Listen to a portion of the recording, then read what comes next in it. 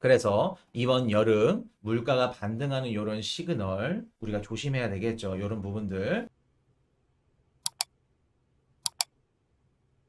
자, 미국 2월달 PCE 물가지표 전년도 대비 2.5% 올라 예상치 부합했다. 보시면 PCE 지표 이번에 제가 개인적으로 말씀드렸던 건 3% 말씀드렸었죠. 근데 아주 보기 좋게 틀렸습니다. 2.8% 나왔어요. 그래서 제가 드렸던 말씀이 뭐냐면 월가 예상치대로 나오면 시장에 큰 영향 없을 거다. 그리고 조금 더 올라가더라도 시장에 큰 영향 없을 수밖에 없는 게 뭐냐면 지금 그 최근 들어서 이제 연준 위원 중에 한 분이 안 좋게 얘기를 했었죠. 매파적인 발언을 했지만 전체적으로 뭐 미국의 4분기 GDP 확정치라던가 아니면 소비 지표 아니면 고용 지표 이러한 미국의 지표들이 좋게 나왔기 때문에 매파적인 발언은 묻혔다. 의미 없다. 그렇기 때문에 PCE 지표가 월가 예상치대로 막 크게 상회하지 않는 이상은 시장에 뭐 별다른 영향 없다라고 말씀을 드렸었는데 그대로 시장이 뭐 반등이라고 하기에도 뭐하고 시장이 안 열었으니까 큰 영향은 주지 않았습니다. 이제 일단 시장 열어봐야겠죠. 오늘 이제 미국장 열리면은 그때부터 이제 PC 지표에 대한 시장의 반응들 요거를 지켜보실 겁니다. 나쁘지는 않을 것 같아요. 나빠 보이지는 않는다. 그래서 지금 2.5%뭐 오르고 2.8%가 나왔는데 전체적으로 소비도 괜찮았습니다. 그리고 근원 지표도 조금 빠졌고 그래서 물가는 빠지고 물가는 천천히 빠지면서 소비는 살아있는 골디락스 지표가 이렇게 나왔다는 거. 자, 중요한 건 파월 연준 의장 얘기 있었죠. 자, 파월 연준 의장이 이제 그 샌프란시스코 또 연준 그 대담이 있었어요. 대담에서 이제 PC 지표에 대해 얘기를 해달라고 했는데 이번에는 조금 매파적으로 얘기를 했습니다. 금리나 서두를 필요 없다. 금리나 그렇게 서두를 필요 없어. 최근에 지금 PC 지표나 이런 지표들 좀 물가 좋게 나왔잖아. 그러니까 금리나 이렇게 서두르거나 그럴 필요는 없다. 하지만 그렇다 그래서 한마디 또 해줍니다. 바이든이나 또 제니 옐런 누니한테 혼나니까 끌려가가지고 무슨 얘기를 해줄까? 서두르지는 않겠지만 그렇다고 해서 금리 인하 얘기를 안 하는 건 아니다. 금리 인하 할 거다. 제발 정치적이나 이런 거 연관짓지 마라. 난 정치랑 따로 논다. 그러면서 갑자기 태세가 바뀌었죠. 전환이 됐죠. 작년이랑 지금 태세랑 아예 다르죠. 순한 비둘기가 됐습니다. 이분도 사람이라는 거 본인 밥그릇은 챙겨야 된다는 거. 그래서 정치적인 요런 입장들. 자, 3월달 고용지표, 실업률 등 증시. 자, 주식. 이번 주에 가장 중요한 지표를 꼽자면 사실 중요한 지표는 없어요. 엄밀히 따지면. 그래도 주식 투자자분들도 그렇고 코인 투자자분들한테 좀 중요한 지표를 꼽자면 고용 지표가 나옵니다. 고용 지표. 이번 주는 고용 지표의 해라고 해도 그 고용 지표의 주라고 해도 이상하지 않다. 그리고 그 다음에 중요한 게 연준 위원들 스피치합니다. 매파적인 발언을 할지 비둘기파적인 발언을 할지. 그래서 이번 주는 고용 지표랑 연준 위원들 발언 요거 두 개 중요하게 보시면 된다. 근데 고용 지표도 사실 중요하지 않아 보이는 게 뭐냐면 김천식님 멤버십 가입 감사드립니다. 별로 중요하지 않은 게 고용지표가 지금 당장 깨질 수가 없어요. 깨질 수가 없습니다. 왜냐하면 지금 미국의 고용지표가 아주 탄탄하기 때문에 실업률이 올라간다던가 그럴 가능성은 굉장히 낮아 보여요. 그러면 우리가 고용지표에서 어떤 부분을 봐야 되냐면 요것도 정치적인 거야. 지금 미국 내에서 이제 바이든이나 트럼프랑 뭐 때문에 좀 많이 싸우냐면은 이민자. 트럼프는 이민자를 반대하고 있죠. 야, 이민자들이 들어와서 너네 일자리 다 뺏는 거잖아. 물가 올라간 거잖아. 렌트비 올라가는 거잖아. 근데 지금 바이든 정부는 이민자를 이렇게 좀 유하게 하면은 너네들 살 길 없다. 그래서 트럼프는 계속해서 이민자 유입을 반대하고 있고 바이든은 이민자 유입을 어떻게 해요? 지금은 반대하고 있죠.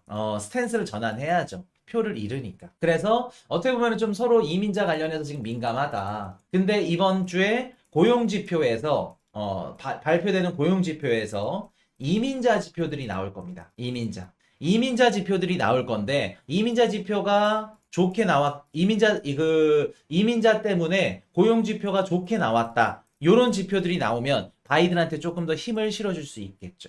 그거를 우리가 키포인트로 보시면 돼요. 사실 뭐 미국 증시나 우리 비트코인 시장에 크게 영향을 줄 정도는 아닌데 그래도 투자하신 분들한테 키포인트를 잡아드리자면 고용 지표에서 발표되는 이민자 지표들 요거 때문에 고용 지표가 좋게 나왔다. 요런 것들이 이제 파월 연준 의장이 얘기를 하던가 아니 민주당에서 이런 의원들이 얘기를 하던가 요런 부분들을 우리 정치적인 영향들 요걸 지켜보시면 되겠습니다. 자, 그래서 이번 주 고용 지표들 자, 중국 반년 만에 경기 확장 국면 3월 제조 PMI 50.8. 자, 우리가 PMI 지표는 50을 기점으로 올라가면 긍정적, 떨어지면 부정적이라 말씀을 드렸었죠. 자, 제조업 구매자 관리자 지수 지표.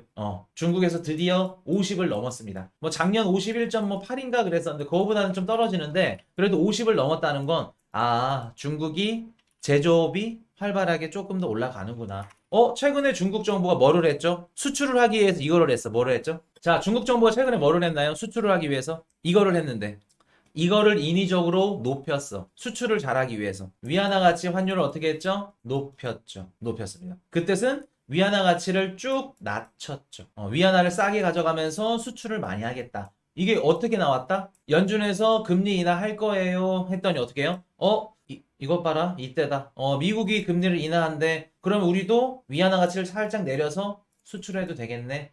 위안화 가치를 쭉 내리고 환율이 높였죠. 위안화 환율을. 그러면서 수출을 성장시킨다, 회복한다 해서 요게 PMI 지표에 바로 나오는 겁니다. 그래서 50.8. 자, 근데 요 중국의 경제 회복이 우리 시장에 어떤 영향을 끼칠지. 미국 GDP 호조의 WTI 3거래일 만에 반등. 자, 볼게요. 중국의 경제 회복 속도가 빨라졌어. 올라갔어. 그러면 중국이 각종 원자재나 원유를 많이 쓰겠네? 많이 쓴다는 건 가격이 올라갈 수도 있겠네. 국제 유가가. 그리고 각종 원자재 뭐 구리나 철 뭐 이런 것들도 자, 물가 상승 우려가 있죠. 자, 미국 GDP 호조. 미국의 작년 GDP 4분기 확정치를 높였습니다. 그 뜻은 미국 GDP의 70%가 소비로 구성되어 있죠. 소비가 높아졌다는 거예요. 그러면 미국이 소비가 높아졌네. 그러면 원유 수요량도 높아지겠구나. 원자재 수요량도 높아지겠구나. 국제유가 올라가겠네. 자, 지금까지는 수요에 따른 국제유가 상승을 말씀을 드렸죠. 지금은 계절적 요인을 한번 말씀을 드릴게요. 자, 지금 4월 달이죠. 자, 우리 하우스가 이제 앞으로 뭐 구체적인 시점까지는 말씀드리기 좀 힘들지만 앞으로 이제 조정을 우리가 좀 기다리고 있는데 자, 볼게요. 지금 4월 달인데 이제 5, 6, 7 뭐 여름이죠, 이제. 여름에 이제 접어듭니다. 여름에 접어들면은 우리 어때요? 지금 막 그 여의도도 그렇고 막 벚꽃도 피고 사람들이 뭐 하고 있죠, 주말에? 밖에 꽃놀이도 가고 벚꽃도 보고 드라이브도 가고 요새 주말에도 막 서울도 그렇고 차가 엄청 막히더라고요. 지방 가는 길도 그렇고 나들이 미친 듯이 갑니다. 그럼 자연스럽게 드라이빙 시즌 원유 수요량도 어떻다? 늘어나겠죠. 대체적으로 여름철이 다가오면은 드라이빙 시즌이 시작되기 때문에 원유 수요가 늘어납니다. 특히 휘발유. 그리고 나들이 덥죠. 맞아. 여름 더워. 석유 사용량이 증가하겠죠. 폭염까지 온다고 하면은 석유 너무 많이 써. 에어컨 전기도 마찬가지고. 자, 그리고 볼게요. 계절적인 요인으로 인해서 여름에 유가가 상승할 가능성이 굉장히 높을 수 있겠죠. 자, 그리고 여름에 또 뭐 있을까? 계절적 요인 중에 미국의 여름마다 건조하면 항상 이게 일어나. 미국에서 건조할 때 건조하면 산불 일어나죠. 산불이 일어났는데 거기다 정유시설에 불까지 붙어버려. 그리고 토네이도 나오죠. 폭풍우 나오죠. 폭우에 산불에 토네이도에 여름에 자연재해 건조하기 때문에 자연재해가 일어날 가능성도 우리가 열어둬야 됩니다. 물론 요거는 확률적인 거니까 자연재해 가능성은 확률적인 거니까 요거를 제외하더라도 계절적 요인, 수요 증가 요런 부분들로 인해서 우리 국제유가 이번 연도 여름에 국제유가가 다시 한번 상승할 수 있는 이렇게 되면은 바이든이 꿈꾸고 있고 파월 연준의장이 꿈꾸고 있는 금리 인하 시그널 카드가 살짝 밀릴 수도 있어요. 살짝 밀릴 수도 있습니다. 물가 다시 튀는데 금리 인하 쉽게 할 수 있을까? 쉽지 않을 수 있겠죠. 그럴 때 우리가 이렇게 밀린다 그러면 우리 하우스도 그렇고 멤버십 우리 분들도 뷰도 그렇고 살짝 조정이 될 수도 있습니다. 그래서 우리가 이런 부분들 여름에 이런 국제유가 올라갈 수 있는 그리고 국제유가뿐만 아니라 자, 톤당 1만 달러 넘는다. 구리 공급 부족에 베팅한 트레이더들. 제가 우리 작년 연말부터 원자재 보셔야 된다. 뭐 구리랑 우라늄 꼭 보세요 말씀을 드렸었죠. 지금 구리 가격 미친 듯이 올라가죠. 우라늄도 미친 듯이 올라갑니다. 구리 가격이 올라간다는 건 뭐냐면 전 세계 글로벌 국가들이 지금 경제 회복을 하고 있구나. 제조업 지표가 좋구나. 구리 많이 쓰는구나. 공장을 이제 일단 뭐 배선에 들어가든 구리 소모량이 많기 때문에 안 들어가는 곳이 없어. 그리고 우라늄은 뭐 다들 알고 계시죠. 뭐 소형 원자력 발전소라던가 여기에 연료를 쓰이기 때문에 워렌 버핏이나 빌 게이츠가 투자하는 이유 각종 에너지 관련된 주식들한 우라늄 들어가는 거 그렇게 보시면 됩니다. 그래서 각종 원자재 가격도 올라갈 수 있다. 그러면 요게 물가가 물론 올 한 해를 봤을 때 물가 상승으로 인해서 막 시장이 무너진다, 깨진다, 크게 조정이 온다. 그렇게까지 우리가 보기에는 힘들겠지만 물가 상승 우려는 안 그래도 우리한테는 악재겠죠. 우리가 어느 정도 대비를 해야 되겠죠. 이런 부분들은. 그래서 이번 여름 물가가 반등하는 이런 시그널 우리가 조심해야 되겠죠. 이런 부분들. 체크하고 넘어갑시다. 여름 수요 증가 감사는 휘발유 경유가 바닥찍고 반등하나. 그래서 이렇게 지금 최근 들어서 우리 서울의 렌트비라던가 아니면 뭐 유가라던가 많이 올랐어요. 우리 한국도. 미국 얘기가 아닙니다. 한국도 많이 올랐기 때문에 남 얘기가 아니라는 거. 자, 그렇게 말씀을 드리고. 자, 미국 하원 의회 보좌진의 마이크로소프트 AI 챗봇 코파일럿 사용 금지령. 자, 이렇게 보시면은 지금 AI 같은 경우에 이제 어떤 시장이랑 우리가 좀 비교를 할 수 있냐면 암호화폐 시장이랑 좀 비슷해요. AI 관련해서 제도권 내에 들어온 게 없어요. 물론 암호화폐 시장보다는 조금 더 제도권 안에 들어올 수 있겠지만 AI 관련돼서 뭐 예를 들어서 뭐 우리 연예인들의 얼굴을 모양을 따라해가지고 그걸 뭐라 그랬지? 복사해가지고 막 그 연예인들 행세하면서 막 광고하고 뭐 이런 것들. 그래서 우리나라도 이제 그 연예인분들이 막 자기는 얼굴 막 쓰인다고 막 이렇게 얘기하고 막 했었죠. 딥페이스? 딥페이트? 뭐 이런 것들. 그런 것들이 아직 제도적으로 아직 갖춰지지가 않았어요. 그래서 AI 관련해서도 어디까지 우리가 제도화할 거고, 어디까지 법을 지정을 할 건지, 이런 부분들이 어떻게 보면 우리 암호화폐 시장이랑도 같다. 딥페이크 맞아.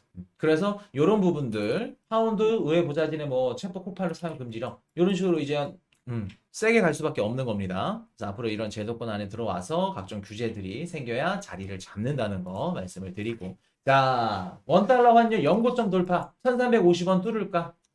자, 볼게요. 외국인 16조 원 담고 개인이 7조 원 판 주식시장 3전 주가가 변수.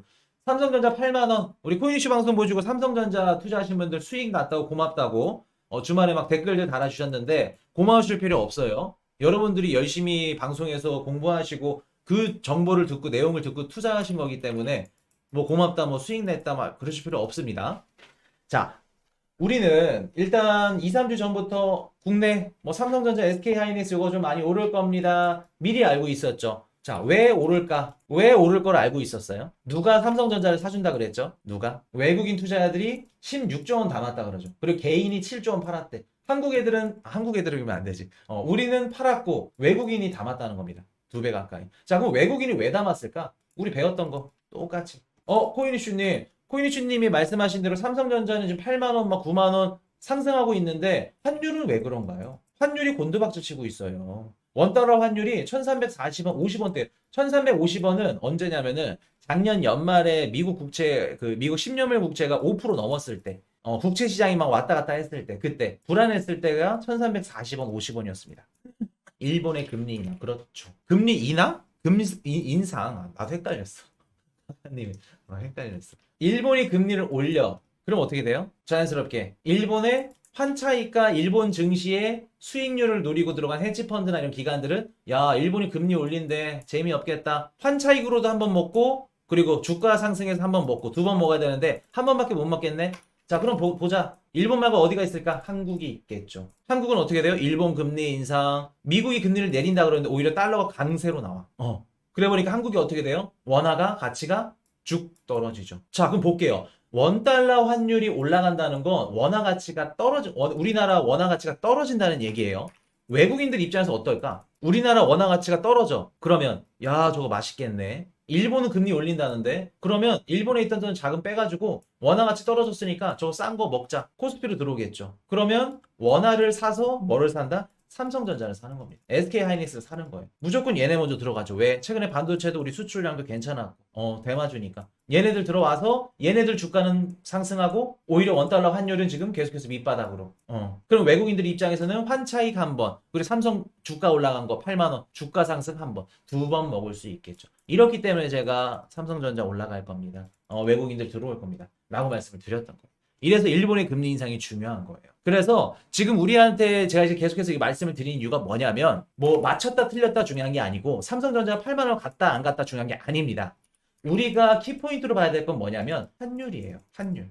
그만큼 환율 시장이 중요하다. 우리가 주식을 투자하던 코인을 투자하던 모든 자산을 투자하던 간에 환율 시장을 모른다? 그러면 말짱 깡입니다. 말짱 깡이에요. 제가 작년부터 한국 주식 하지 마세요. 미국 주식 하세요라고 말씀드렸던 이유도 환율입니다. 왜? 달러가 강세로 나오면 달러 자산, 즉 미국 주식으로 미국 증시 바스켓으로 자금이 몰릴 수밖에 없어요. 그러면 내가 사놓은 주식을 미친 듯이 막 전 세계 사람들이 사줘. 가격이 올라가네. 엔비디아 막 300% 400% 폭등하네. 그런 거 사야지. 왜 남들이 사주지도 않는 시장에 머물러 있어? 그냥 이런 환율도 모르고. 그렇기 때문에 환율이 중요한 겁니다. 이해되셨죠? 어디에서 어디로 돈이 흐르는지, 금리가 낮은 곳에서 높은 곳으로 흐르는지, 미국에서 신흥국으로 흐르는지, 오늘 환율 관련해서 좀 얘기를 해드릴 거예요. 가장 어려우면서도 중요한 게 환율입니다. 자, 살인적 인플레이션 유권자 등 돌렸다. 튀르키예 집권당 참패. 자, 보시면은 지금 튀르키예 집권당 참패했죠. 왜? 물가를 못 잡았으니까. 그럼 반대 구구 세력들이 들어온다는 겁니다. 그래서 올해는 정치의 해당. 굉장히 불안정할 거라는 거. 자, 이렇게 보시면 되고. 자, 비트코인 ETF 유입세 보면은 여전히 지진부진합니다. 그래도 선방을 했던 이유가 뭐냐면, GBTC 유출액이 적었네요. GBTC 유출액도 적었고, 유입량이, 블랙롱이 커버했구나. 그래서 어떻게 보면은 이게 손바꿈이라고 보시면 될 것 같아요.